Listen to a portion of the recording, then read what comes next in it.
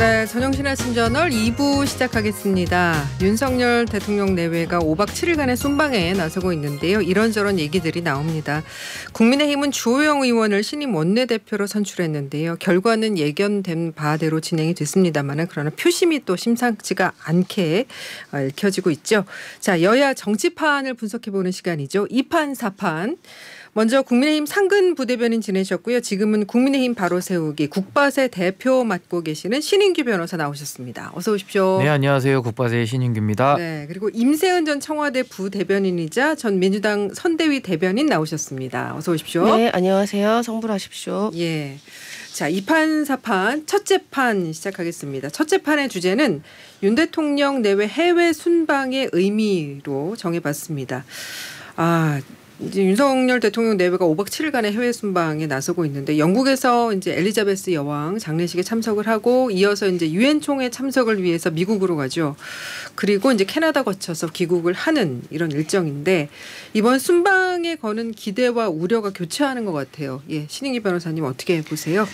예, 이번 순방은 이제 지난 그 나토에 이어서 이제 또 나가신 건데 사실은 그 엘리자베스 여왕의 이제 서거에 이제 예. 조문하는 목적이 가장 주된 것으로 나와 있고 그다음에 유엔 총회 가서 연설을 하지 않습니까? 그렇죠. 이게 상당히 중요합니다. 그러니까 예. 집권 초기에 유엔이라는 국제 기구에 가서 이제 세계 정상들 앞에 이제 본인을 또 알릴 수 있는 우리 예. 윤석열 대통령을 알릴 수 있는 그런 기회이기 때문에 상당히 중요한 일정들을 지금 소화하고 계신 겁니다. 그런데 네.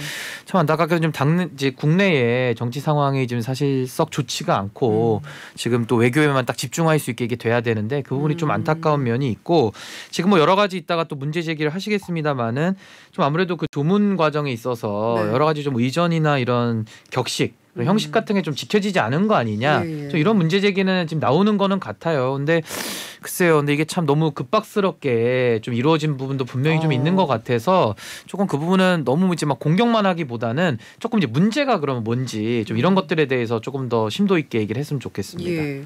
그 엘리자베스 여왕 조문이 무산된 거는 보통은 의전팀하고 그 사전에 그 선발대가 가지 않나요? 네, 가서 보통 사전에 다 조율을 해놓죠. 네, 다 조율하고 동선이나 이제 시간 관리 그리고 예. 차량을 어떻게 이동해야 될지에 대한 자세한 부분도 미리 다 선발대나 그 거기 외교 그 대사관에서 네.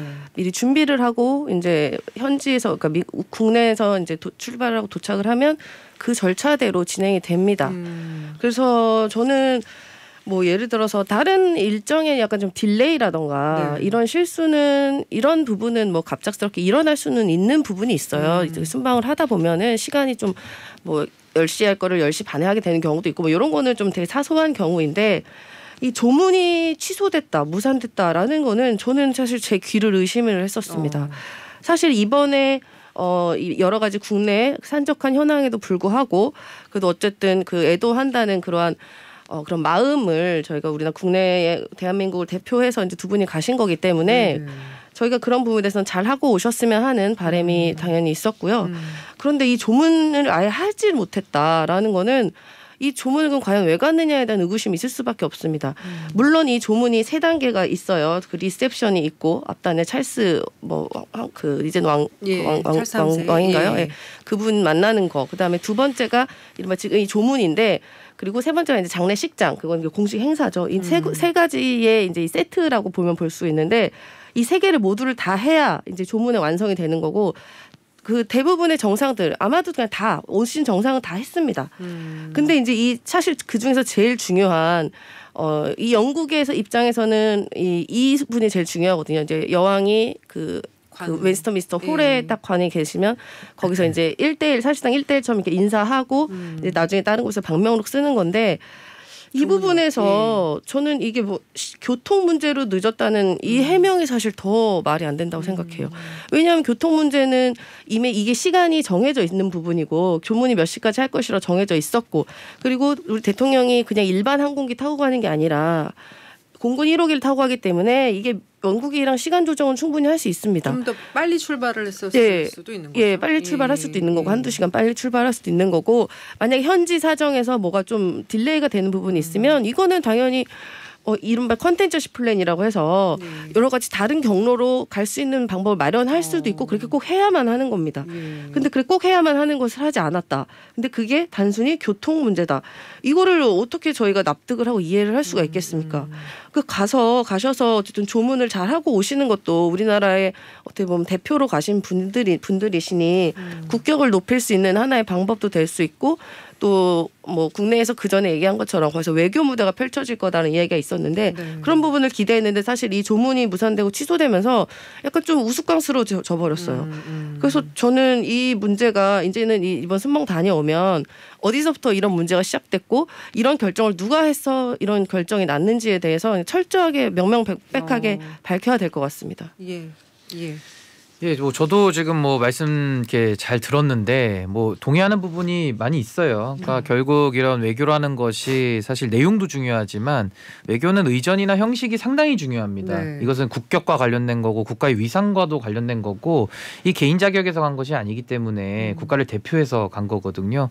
그래서 실무적으로 만약에 조율이 미숙했다 그러면 그건 당연히 그 관련자들에 대해서는 책임을 물어야 될 것 같고 만약에 이것이 좀 그 실무자선이 아니라 뭔가 정말 이런 외교적인 전략을 짜거나 뭔가 계획적인 단계에서부터 이게 좀 문제가 있었던 거라고 한다면은 이건 또 참모들의 좀 무능을 지적하지 않을 수가 없다. 그래서 좀 대통령님께도 이런 좀 쓴소리도 좀 할 수 있고 예를 들면 좀 이런 계획에 대해서도 뭔가 좀 일관성을 가지고 좀 이렇게 추진해낼 수 있는 그런 추진력 좀 이런 참모들이 조금은 필요하지 않나 저는 생각해 봅니다. 저는 또 이 부분이 이상한 거예요. 이게 이제 가지 않는다는 결정은 사실상 실무진단 아무리 그게 이제 교육 고위급이 가더라도 실무진단에서 감히 조문을 안 간다라는 결정은 할 수가 없습니다. 저는 지금까지 순방 갔을 때 어떤 주요 행사에 안 간다는 결정을 참모가 하는 걸 본 적이 없어요. 그거는 정말 대통령의 의지가 있거나 뭐 이런 부분이 아니면 이 조문을 가지 않겠다라는 결정까지 하는 것도 이거 왜냐하면 이것 때문에 가신 건데 그 중요한 결정을 하지 않았던 거는 참모를 넘어서서 사실 대통령의 의지가 어느 정도 반영된 거 아닌가라는 생각 의구심이 들어서 왜 그런 결정을 했는지에 대해서 여전히 퀘스천 마크가 있습니다. 그리고 또 순방 직전에 불거졌던 논란, 지금 뭐 논란이 계속되고 있죠. 그 878억 원 규모의 영빈관 신축, 지금 윤 대통령이 순방 떠나기 직전에 철회를 하긴 했습니다만은 뭐 기재부가 예산을 올리기까지 대통령실 수석도 모르고 여당도 모르고 총리도 신문 보고 알았다고 하고 그 좀 논란이 되는 것 같아요. 이 사실 영빈관 문제는 그 용산으로 이전했던 그 취지. 그리고 여러 가지 비용을 미리 사전에 말씀을 국민들께 드리지 않았습니까? 물론 광화문으로 이전하겠다 했다가 왜 갑자기 뜬금없이 용산이냐라는 비판도 많았는데 이런 것들에 대해서 우리가 그래도 금액도 미리 다 밝혔고 해서 국민들에게 수용해 주신 거예요. 근데 이번에 논란은 저도 참 이건 지적을 하지 않을 수가 없는 것이 왜 내부에서 그게 소통이 안 됩니까? 그러니까 왜 수석들이 모르고 뭐 내각까지는 뭐 몰랐을 수도 있다는 게 조금 해석은 잘 안 되지만은 뭐 총리님까지는 뭐 급하니까 보고를 안 했다 치더라도 수석들이나 내부나 뭐 그런 소통이 이루어져서 이 부분에 대해서는 결정을 지었어야 될 텐데 그럼 과연 수석들이 모르면은 저희가 알기로 대통령실에 어떤 부분들이 그러면 의사결정 과정이 있는가? 그럼 예를 들면 뭐 총무비서관이랑 경호실이랑 해서 그럼 이렇게 그냥 예산을 짜서 하는 건가? 막 여러 가지 생각들이 들거든요. 그래서 저는 이 부분에 대해서는 뭐 빠르게 처리한 부분도 사실은 좀 모양이 좀 그렇긴 했지만은 정말 청와대 내부에서 어떤 소통이 지금 이루어지고 있는가 여기에 대한 좀 국민들의 궁금증을 많이 자아냈던 사건이다. 전 그렇게 생각합니다. 민주당에서는 영빈관 신축 지시에 김건희 여사 관련이 돼 있을 거다 이런 분석을 내놓고 있잖아요. 그러니까 뭐 오얏나무 밑에서 뭐 갓도 매지 말라는 것이 있는 것처럼 예전에 이제 그 한때 7시간 통화해서 보면은 그 당시에 기자가 뭐 여기 누나 제가 잠깐 흉내를 낼게요. 그 기자분이 누님 거기 그 우리 도사가 그러는데 거기 영빈관 그 청와대 들어오면 옮겨야 된다는데요. 이렇게 얘기를 해요. 그러니까 김건희 여사가 그 당시에 옮길 거야 이렇게 얘기를 해요. 옮긴다고요? 그러니까 옮겨야지 이렇게 말합니다. 비슷해요. 감기에 걸려서 또 그럴 수도 있어요. 그래서 그랬던 대화가 저희가 이제 이 기억이 스물스물 나올 수밖에 없는 거죠. 왜냐하면은 근데 이거는 좀 사실관계가 틀린 게 영빈관을 애초에 이 청와대를 옮겼을 때 영빈관을 옮기는 것에 대한 이거는 이게 예산은 책정되지 않았습니다. 단순히 이제 그 집무실만 옮기는 걸로 됐었고요. 네. 그 당시에 496억 정도가 이제 예비비로 해서 편성이 됐었었는데 그때 인수위 시절에서 윤석열 당선인께서도 뭐라고 얘기했냐면 이때 청와대 옮기는 것 갖고 이제 왈가불가한 얘기가 나오니까 네. 영빈관 어떡하냐 얘기가 나오니까 영빈관 뭐 1년에 뭐 그래봐야 뭐 서너 차례밖에 안 쓰고 뭐 기존에 청와대 영빈관 써도 되고요. 뭐 행사야 그렇지 뭐 이런 식으로 말했단 말이에요. 그러니까 이거를 신축할 필요성에 대해서 본인이 그걸 이야기를 안 했어요. 신축할 필요성이 없다라고 말을 했는데 근데 올해 예산에 갑자기 슬그머니 그것도 878억이라는 엄청난 금액이 반영이 됐단 말입니다. 네. 그런데 이게 지금 한참 이제 예산을 우리가 막 보고 살피는 단계인데 이런 예산안은 보통은 7월 초 뭐 빠르면 6월에서부터 각 부처별로 예산에 대한 협의가 들어가고 네. 그다음에 이제 7월 이후부터는 이제 기재부에서 이제 이게 깎고 삭감하고 늘리고에 대한 이런 조율이 들어가는데 이게 갑자기 뜬금없이 대통령실 예산으로 쑥 들어갔단 말이에요. 그러니까 이른바 약간 쪽지 예산 같이 들어왔는데 문제는 이 영부인관 설치에 대한 쪽지 예산에 대해서 그 누구가 어떠한 절차와 합의와 이거에 대해 878억이라는 근거가 무엇이냐는 겁니까? 이게 근거도 예를 들어 영빈관 어디에 설치한다 하면은 일단은 첫 번째가 어디에 설치해야 되고 거기에 이제 땅값이 어느 정도 되는 거에 대한 이런 산정 기준 이런 것이 필요한데 그거 없이 갑자기 이걸 878억을 했다? 그럼 어디다 설치하겠냐는 거예요. 이제 이런 거에 대해서 지금 자세히 뭐가 나온 것도 없고 그냥 막연하게 이거 하겠다라고 띡 올리고 특히나 안에 대통령실에서 이걸 아는 사람이 없다는 거 아닙니까? 근데 대통령 시설인데 과연 그러면 이런 큰 돈을 대통령이 몰랐냐는 거예요. 저는 전혀 그러지 않을 거라 생각합니다.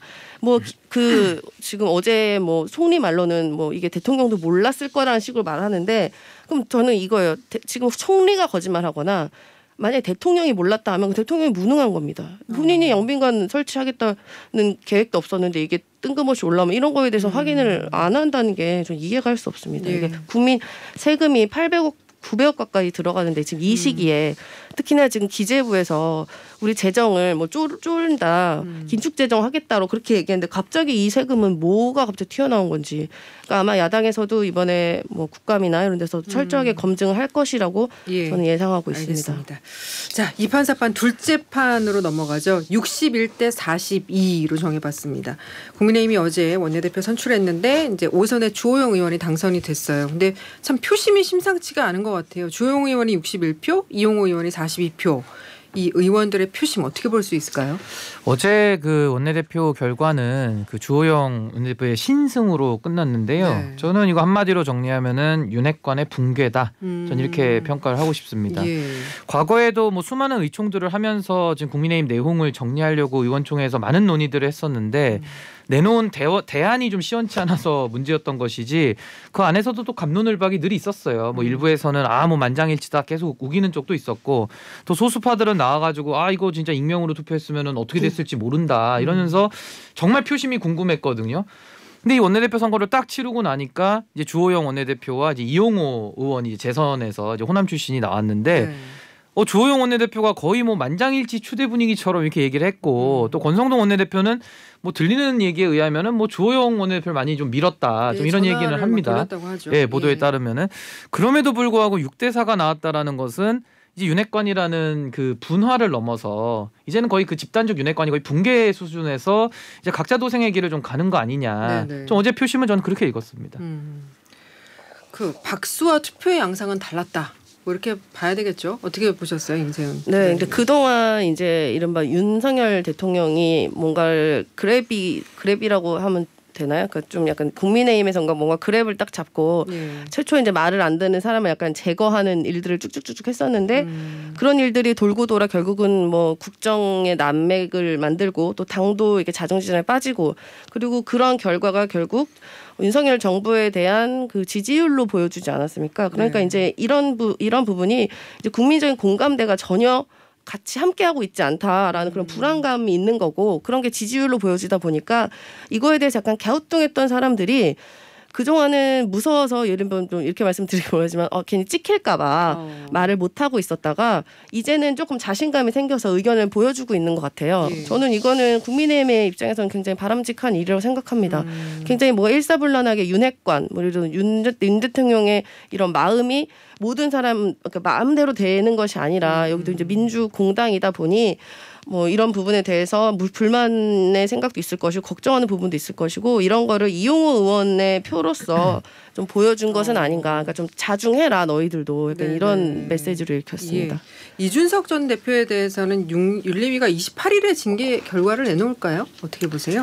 사실은 윤리위가 이제 지난 일요일이죠. 한 이틀 전에 전격적으로 윤리위를 열어가지고 네. 이준석 대표에 대한 징계를 갑자기 또 진행하겠다. 그렇죠. 뭐 이런 입장을 이제 발표하면서 이제 회의를 시작했는데 아마 이제 징계는 좀 정해진 수순 같습니다. 그런데 참 이 징계를 왜 하냐라고 본다면은 지금 가처분에 관련해서 많은 분들에게 알려지지가 않았는데 현재 1차 가처분 이준석 대표 측이 완승했습니다. 네. 그리고 가처분 2 사건도 완승했습니다. 그리고 강제집행 정지도 완승했습니다. 지금 3전 3승이에요. 예. 국민의힘 주호영 대표나 그 지금 권성동 대표 측은 3전 3연패입니다. 이제 나머지 이제 한두 개에서 결판이 날 건데 네. 지금 패색이 짙다 보니까 이제 이분들이 마치 바둑 두다가 본인이 질 때 정말 해서는 안 되는 짓이지만 그냥 바둑판을 엎어버리고 집에 가는 거예요. 그럼 이제 주변에 친구가 사라지죠. 이제 그렇게 하시면은. 그래서 참 그런 상황이고 정말 볼썽사납죠. 그리고 재판장께서 만에 하나 이런 꼼수를 하더라도 이미 신청인 자격이 있다고 몇 차례 이미 판결문에 설시를 했습니다. 뭐 예를 들면 지금 학생이 정학당했으니까 정학을 못 다툰다 이런 논리거든요. 그리고 학생이 퇴학당하면 못 다툰다. 아니 퇴학을 당하면 더 다툴 수 있죠. 더 세게 징계를 당했는데 어떻게 못 다툽니까.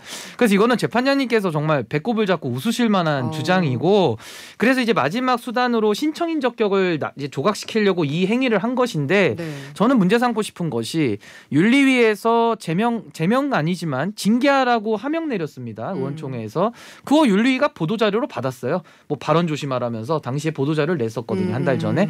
그러더니 아니나 다를까 어제 입장문을 또 보니까 이준석 대표가 말을 좀 이렇게 그 표현이라든지 네. 아니면 범죄 혐의 이것 때문에 지금 징계를 하겠다는 거예요. 어제 보도자료 이렇게 나왔습니다. 그런데 더 기가 막힌 것은 어제 그 유상범 윤리위 2인자죠. 부위원장하고 정진석 비대위원장하고 뭐 나눈 대화의 내용이 노출이 됐는데 그것도 사진 찍힌 건데요. 네.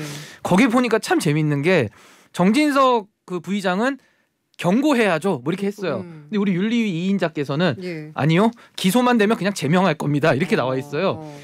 아니 세상에 대법원에서 확정 판결 받은 김성태 의원 뭐 뇌물 뭐 이런 것들도 당원권 정지 3개월 하면서 네. 무슨 기소만 됐는데 제명을 한다고 2인자가 그렇게 얘기를 합니까? 그랬더니 더 기가 막힌 거는 정진석 비대위원장 현직 아닙니까? 네. 현직 비대위원장이 밑에 그 말 보니까 오늘 오찬 함께 합시까지 들어있었어요. 합까지. 합까지인가요? 예, 예. 그 왜 오찬을 왜 합니까? 그러니까 저는 정말 이런 모든 일련의 사태들이 그 답정너 징계라고 답을 정해놓고 징계하는 거 그리고 넌나모 징계라고 넌 나에게 모욕감을 줬어. 그러니까 징계하는 겁니다. 이런 답정너 넌나모 징계는 매우 부적절합니다. 예. 임세은 대변인, 한 말씀 하시죠. 한 2분 남았습니다. 네. 저도 이 사태를 보면서 예. 정말 이 국민의힘이 정말 어디 산으로 간다라는 생각이 들었고 이게 어차피 국민 입장에서 봐도 그러니까 저 다른 당이들 하지만 좀 너무한 거예요. 왜 이렇게까지 하는 것인가. 그러니까 윤 대통령이라고 말씀 안 드리고 윤핵관이라는 분들이 어떻게 같은 당의 어떻게 동료 아닙니까? 그 동료한테도 왜 이렇게 잔혹하게 그것도 너무 눈에 뻔히 보이게 이런 일들을 하는지 그것도 안타깝지만 게다가 뭐 이렇게 나이 얘기하고 이러면 좀 민망합니다만은 보통 우리나라의 그런 유교적 사상에서는 어른이랑 애랑 싸우면 어른이 손해다라고 얘기하잖아요. 네. 그 싸우는 것도 손해인데 지금 또 지고 있어요. 약간 좀 창피한 일이거든요. 그러면 본인들 좀 자중을 하시고 오히려 윤핵관이 이준석 대표를 좀 진심으로 만나서 좀 서로 풀고 잘못하고 사과할 거 사과하고 이래서 이렇게 좀 이렇게 풀어나가야 정치적 영향을 좀 풀어나가야지 이게 계속 뭐 징계하고 법하고 뭐 이렇게 좀 난리 부리는 게 국민의 입장에서는 집권 여당으로 보여지는 모습이 이런 모습이 참 안타까운 부분이죠. 근데 참 여기서 저는 더 웃겼던 게 뭐냐면요. 안철수 의원입니다. 지금 대표 나가시겠다고 이제 공공연히 선언을 하셨는데 그동안은 내내 침묵으로 일관하다가 이제 와서 좀 약간 치사하다고 그래야 되나? 약간 왜요? 비겁하게 이거 서로 다 뭐 윤리도 취소하고 그렇게 하자. 좋은 게 좋은 가처분도 거다. 취소하고 징계도 취소하자. 취소하고. 그럼 그 얘기 진작 옛날에 하셨어야죠. 초반에 이런 거 다 안 나왔을 때. 원래 타이밍을 잘 못 잡으셔가지고. 네, 진작하셨어요. 아니, 이해해주세요. 좀 보다가 저는 생각에 본인이 대표 나가고 싶으니까 마음은 이준석 빨리 징계 당해서 당원권 나가라라고 마음 속에 있으면서도 겉으로는 괜히 약간 이중적으로 네. 본인이 마치 굉장히 선인군자인 것처럼 뭐 다 이렇게 징계도 다 풀어주고 모든 걸 다 이게 하시죠라고 극중주의예요. 왜 그러시는 거예요? 그렇게 하는 것 같아요. 그러니까 좀 정말 매우 너무하시네. 매우 치사하다. 안철수 대표가 저도 오랫동안 봤지만 늘 하는 패턴입니다. 그것도 알겠습니다. 역시 거기서 보여주고 예, 계신다. 관심법까지. 관심. 자, 주희님께서 임 대변인님 변함없는 성불합시다 인사 감사하고요. 오늘 보랏빛 셔츠 너무 잘 어울립니다. 신인규 의원님 비유도 말씀도 고급져요라는 말씀 주셨어요. 예, 고맙습니다. 화요정치 토크 2판 4판 오늘은 여기까지 하겠습니다. 지금까지 임세은 전 청와대 부대변인, 신인규 전 국민의힘 상근 부대변인과 함께했습니다. 두 분 말씀 잘 들었습니다. 네, 고맙습니다. 네, 고맙습니다. 감사합니다.